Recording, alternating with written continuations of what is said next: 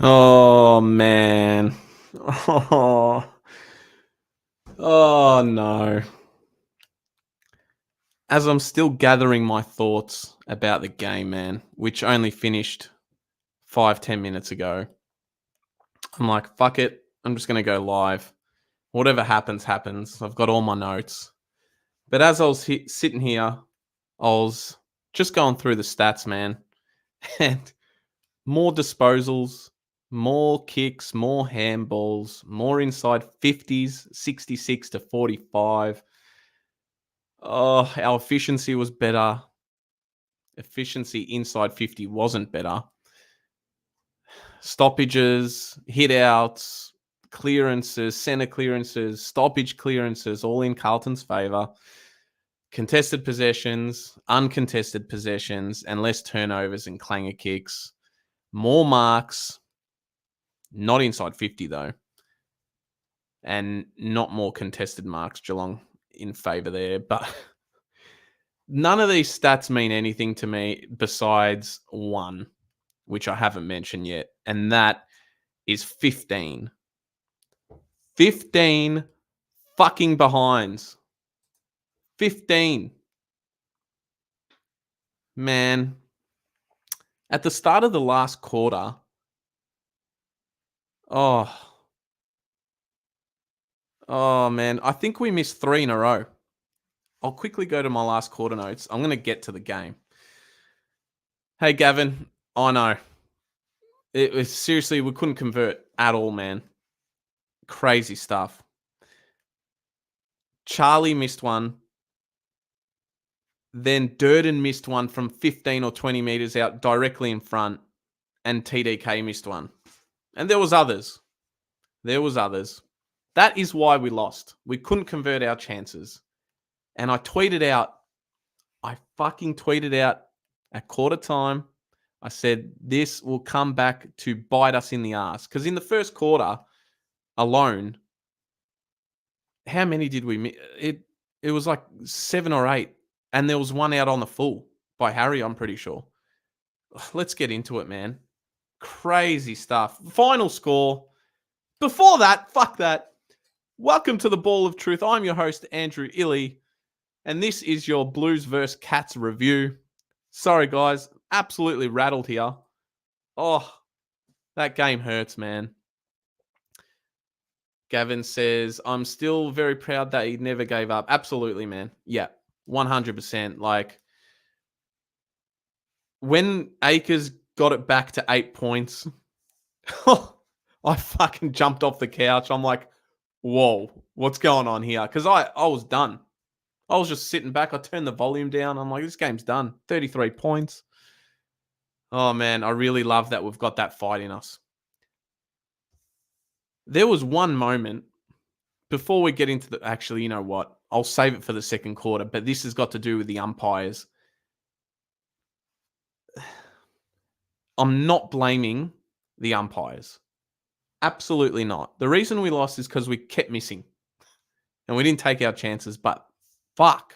The umpires were god awful in the second quarter.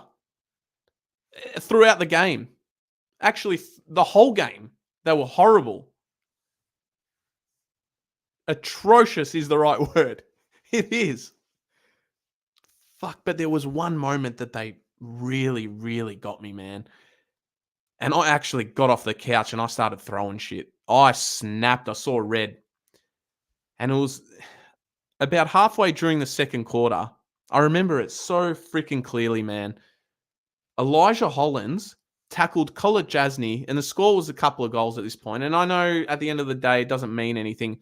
But there was a series of events that led up to this and series of calls that didn't go our way. And they were clear as daylight. And there was one right on the 50-meter line, loose ball. Colin Jasny picks it up. Looking, doesn't know where to pass. Elijah Hollins has bear hugged him in a tackle, got him to the ground. Ball incorrectly disposed and holding the ball, not given. Blues and the fans were like, what the fuck? Then I can't remember who picked it up in... another Geelong player picked up the ball like seconds later. Charlie's grabbed him and they called that high. and I fucking lost my mind. Unbelievable stuff. Like, oh my God. And this was after numerous blatant cheating calls by the umpires. There was an agenda out there today. Oh, but it's not the reason we lost. It is not the reason we lost, man. First quarter, Pitnet continued off to where he was last week, and he started very well. I was very happy to see him. Oh, no. Gavin in the chat has mentioned the 50-meter pen to Harry in the last quarter. Oh, man. Don't worry, we'll get there. These umpires, these yellow maggots, were awful. Fuck. I'll tell you what. The first goal came to Geelong. Cam Guthrie took a ripping mark over Cottrell. Found an unmanned Jeremy Cameras. Lewis Young was all over the place here. And our defense looked so unorganized, really, in the first half. We got it going a little bit in the second half, but man, they got their first goal. Pitternet, like I said, won like literally the first 4 ruck contests, absolutely dominating in there. Gave Cripps and Walsh a field day. A smothered ball ended up in our best kicks hand, which is Jordan Boyd, who scored our first goal. Brilliant kick. I mentioned him on my review last week, and I was watching him before the game last week, kick at goal, and he was unloading 70-meter bombs. This was off one step. He just went bang, got our first goal. Brilliant stuff there by Jordan Boyd.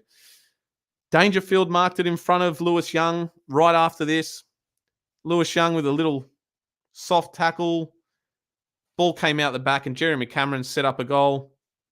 That was Geelong's second.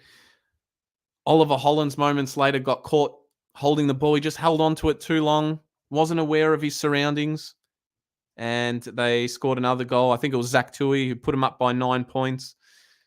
Hollands had a few little jittery moments there. Cripps got a goal. Wonderful setup by Kemp here. And I think Elijah and Durden were involved, and Durden got the assist in the end with a little low chip pass inside 50 to Patrick Cripps, which we didn't do enough of, man. There was so many times in this game where we just bombed it long and high, hoping Charlie and Harry would get a free kick or mark when it was 2 or 3 on 1. It was impossible, and our small forwards just weren't doing the job on the loose balls when this was happening. And it just became too predictable throughout the game. And Geelong love that shit. They love when life is made easy for them at the back, and they're so organised, and they can defend that all day, man. When they know it's coming, they can read the play, and they set up very well. And they were killing us on the counter today. My God. Anyway, that was put us back into the game when Durden. Great tackle on Stengel, holding the ball, clearly holding the ball, not rewarded. And then right up the other end, Dangerfield kicks a goal right after this. Another umpiring bloody mistake there, and Geelong went up by 9. Still the first quarter. They extended their lead with another goal. I think it was Blitzarves.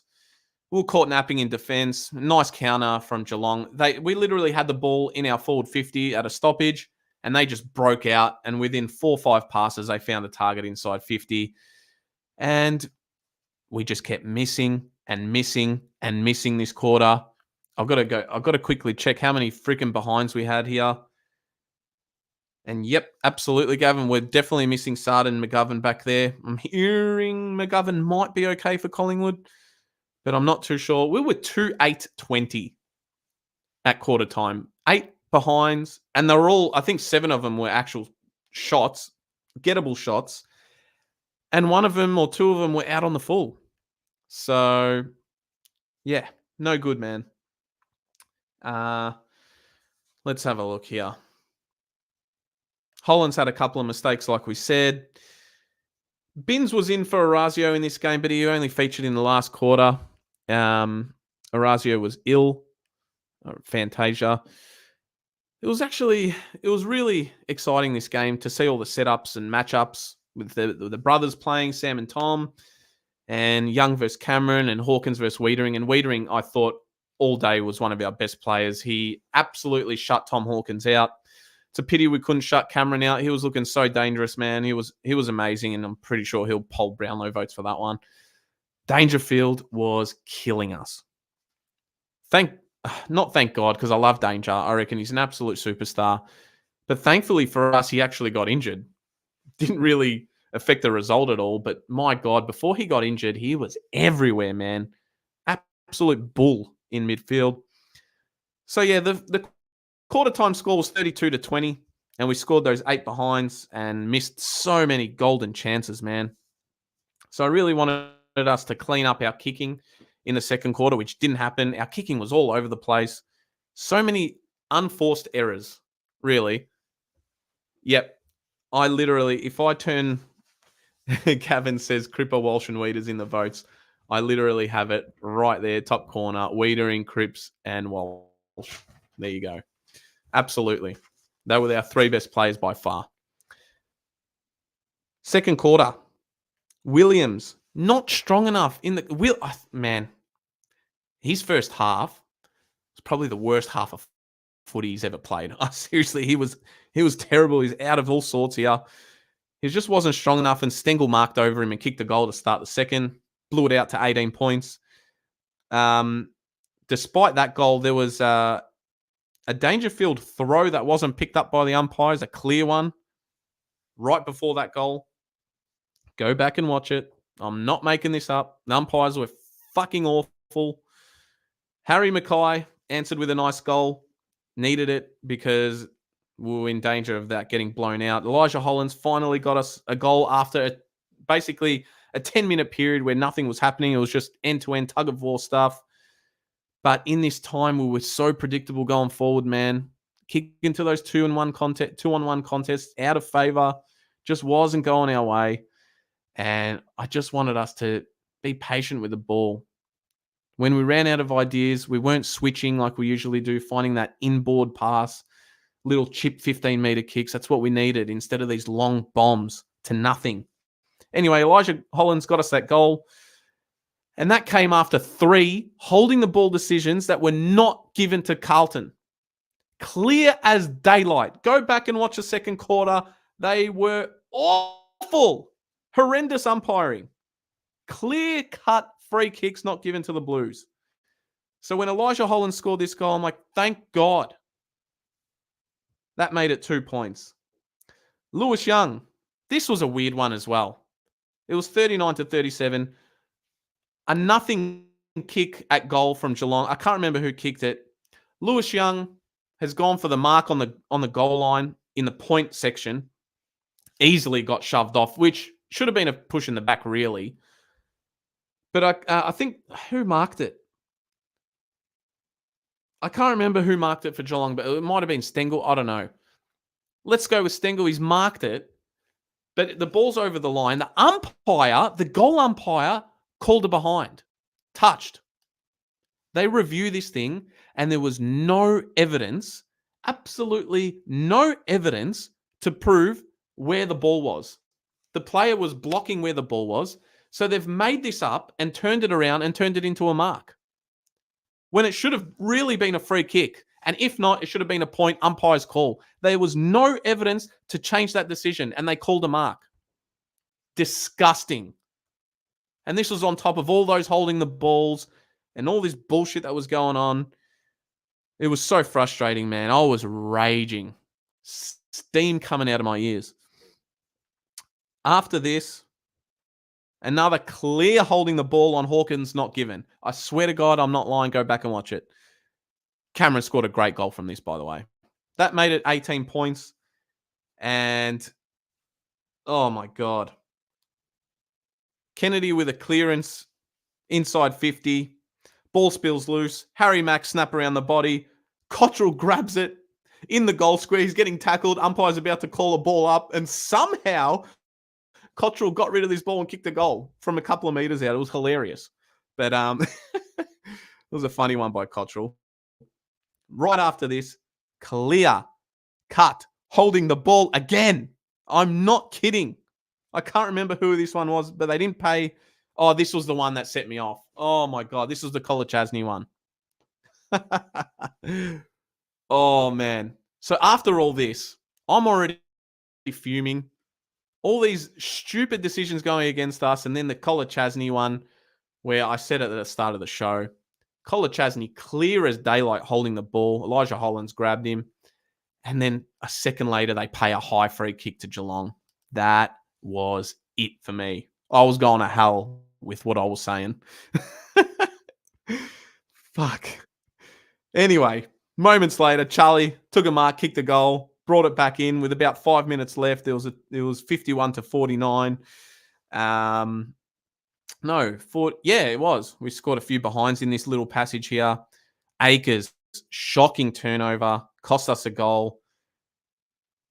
We finally won a free kick in defense after all this stuff was happening. Akers has played on. He just needed to settle it down, and he's just butchered the kick, and Geelong kicked the goal from it against the run of play because we started coming back. It just was not our day today, man. Unbelievable stuff. Zach Tui, a nothing goal. Dangerfield was killing us. They stretched the lead out to 18 points. God, lucky this didn't end up as a goal. I'm pretty sure it didn't. But Cameron faked a shot from 50, and our defenders were I don't know what they were doing, ball watching. They didn't man the mark. And Bruin, luckily, he missed this shot. It was a set shot. But everyone was just witches' hats standing around like, oh, I wonder if Jeremy's going to kick it. So we really need to be switched on there. Nothing was going our way. Final score at halftime was 10-4-64 to 6-9-45. One of the most frustrating games I've ever seen. Umpires were disgusting. And look, man, it was our fault as well because we just kept putting the same kick inside forward 50, that high one, which gave our forwards no chance, and our small forwards weren't crumbing enough.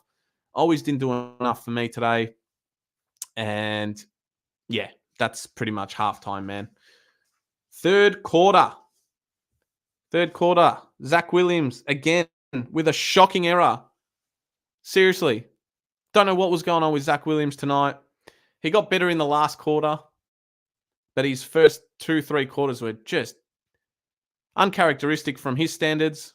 Myers kicked the goal, stretched the lead to 25. Wiedering, brilliant. Won a 1v1 versus Hawkins, loose ball. It was just him and Hawkins inside the 50. Wiedering won it, and this literally, the transition that we did from this was a huge goal in terms of the scoreline at that stage.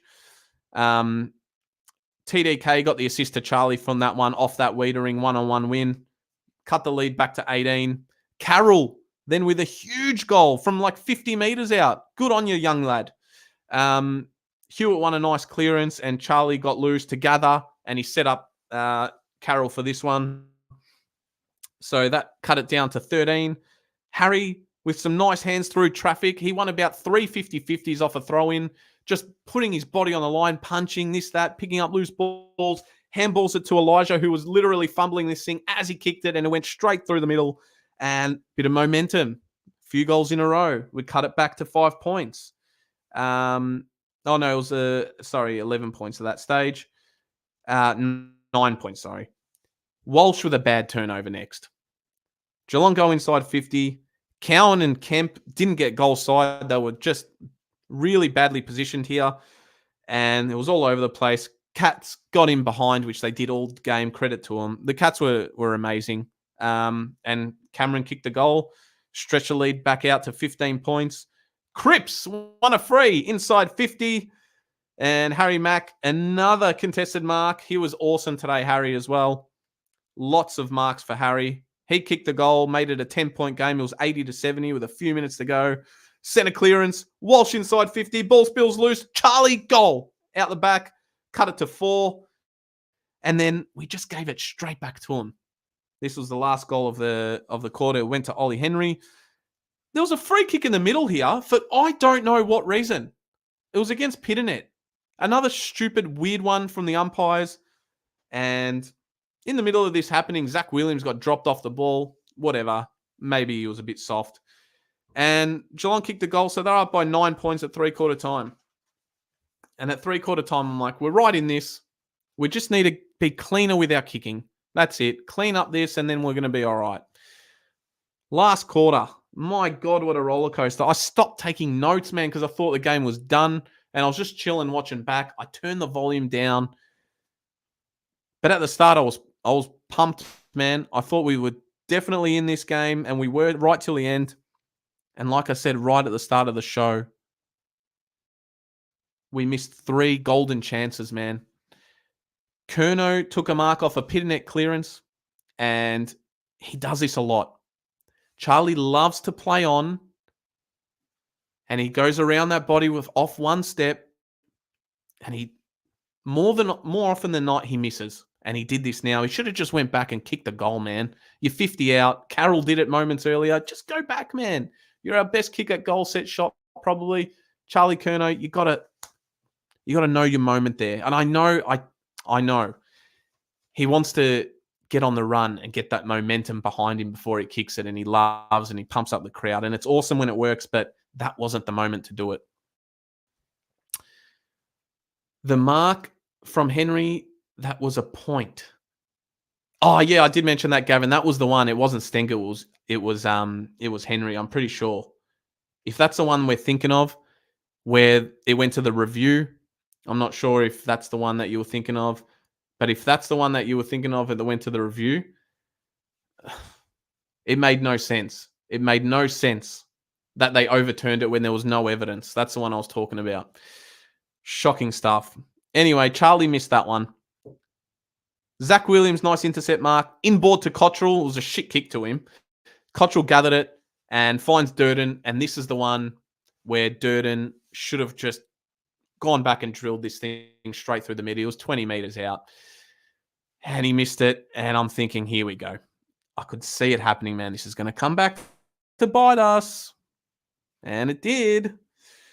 Then TDK took a mark and missed. I'm not going to blame TDK for missing, but fuck, man, we needed that one. We just needed a goal in this period because it went right on the other side and Geelong kicked a goal.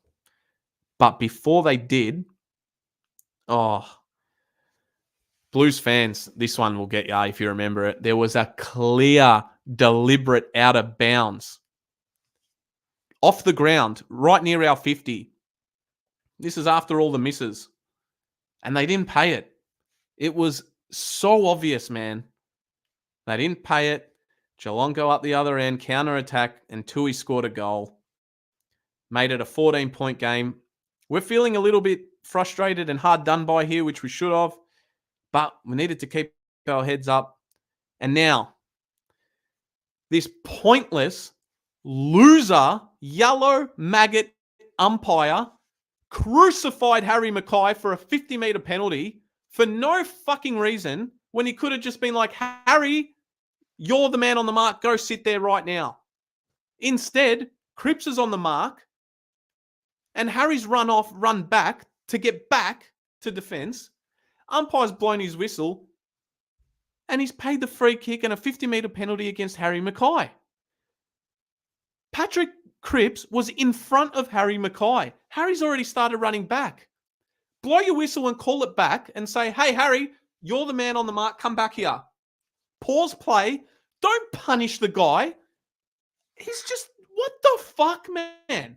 These umpires today, they need to be under review for that bullshit and these ridiculous calls, man. This turned out into a goal at a crucial stage of the game. And it was happening all game. This wasn't the only one.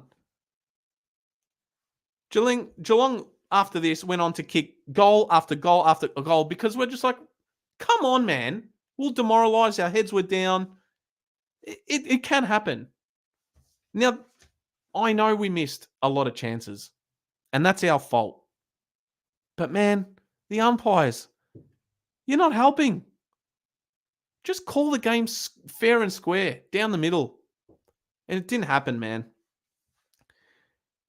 Anyway, Geelong got out to a 33-point lead. I've just sat back and I'm just like, stuff this, man. All my mates were messaging me, trolling me, and I'm fuming at this point. And started celebrating because they know how passionate I am. I love them to death, but I want to kill them. And they were trolling me, and I just felt like saying, shut up. And then we started the comeback. Cripps with 5.5 minutes left. Set shot, takes a mark, goal. And he's looking and he's like, how much time do we have left? You can lip read it. He's asking the boys, come on, let's fucking go. Let's go. There's 5.5 minutes left. I've just cut it to 26. Fuck it. Let's give it a crack. Come on. Let's get stuck in. After our heads were down, and God knows how many umpire calls there was in this little patch, which I'm not reviewing right now. But anyway, Cripps scored that goal. Kennedy moments later, a minute later, goal. Mark, goal. Great kick, by the way. Akers with a brilliant goal, burst through the pack, just fumbling, dodging tackles, goes bang, another goal. 3 in a row. Moments later, Akers again, breaks through, not set shot, on the run, bang, straight through the middle. 8-point ball game with 3 minutes to go. I was like, what the fuck is going on here? Like, is this actually happening? It felt like Melbourne in the semi-final somehow last year. I was like, I just started getting this newfound bloody breath of fresh air. I was like, don't tell me we're coming back from this. This is impossible. If we came back from that, it would have been the greatest comeback of all time. Really, in a regular season game, 33 points down with 5 minutes left. I don't know if that's been done before, man. Maybe it has. But against Geelong and all the bloody adversity that we're facing, to come back, to make it 8 points, I'm very proud of that. Well done, Blue Baggers. Unfortunately, later on, after this, we didn't win that centre clearance. We needed to win that centre clearance right after the Akers second goal. When it was an 8-point game, we didn't. Ball went out the other end, and Cameron, I think, kicked the sealer, which I really felt like they were getting easy goals tonight. And there was a few worrying signs in defense. I'm sorry. I don't know if I trust Lewis Young back there. He got better as the game went on. I'm not going to blame him at all. I thought Zach Williams really had a bad game in the first 3 quarters. He needed to step up. Wiedering was great. But when the ball went to ground, man, it felt like Geelong were just way too experienced, and they were positioned very well. Their structure around the loose balls and when the ball would go to ground was better than us tonight. And that, you got to give them credit. They were awesome all day. And their extra man, the umpires, were also awesome for them. Hondemic in the chat says, yes, that is one of my mates trolling me. I will kick your ass, man. I will kick your ass. Final score. The final score in this one, guys, was 18-10, 118 to 15-15, 105. We lost by 13 points. We really could have won this game. Stats suggest we should have won the game. But the one stat I pointed out right at the start of the show was the number 15, and that's 15 behinds. And you just got to take your chances in today's modern game. And that's what happens when you don't. You cop it. Off topic, guys, if you're enjoying the show tonight, hit that like button, helps the channel out. Subscribe if it's your first time here, and turn on that bell for all notifications. Of course, you can follow me on all social media. That's Instagram, Ball of Truth, X, which is formerly known as Twitter. You can follow me on there. That's balloftruth_pod. And all the links are in the descriptions, guys. Follow me on all them. I've got TikTok and all that crap, social media stuff. Not a fan, but I need it. So there you go. Guys, if I had to vote for the Carlton players, I'd definitely give Cripps 3 votes.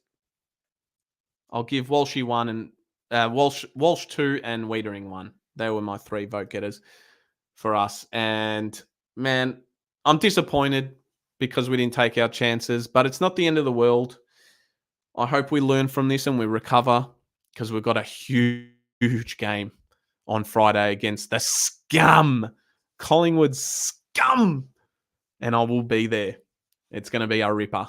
I really hope we get Chera back. There's talks that he should be okay and McGovern's going to be a test.